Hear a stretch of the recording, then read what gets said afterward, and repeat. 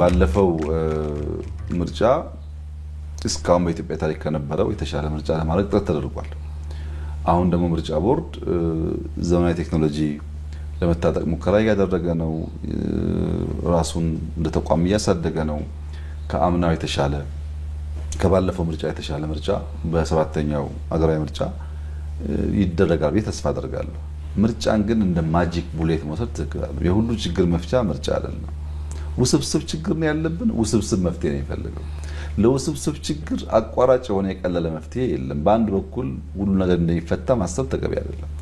ምርጫ ቦርድ ቢጠነክር መራጩ ጉጉት አለው ወይ? መራጩ ይጎብዝ ሚዲያው ያንን በእውነት ለመዘገብ ብቃት አለው ወይ? ሚዲያው ቢዘግብ በውጭ ያሰፈሰፈው ጠላቶቻችን እንዴት እንተታ ያደርጉታል? ብዙ ፋክተርስ ያለው ነውና እንደ ማጂክ ቡሌት ሁሉን ችግር እንደሚፈታ ሳናስብ ነገር ግን ከባለፈው የተሻለ ነገር ለማድረግ መንግስት በእጅጉ ይሰራል።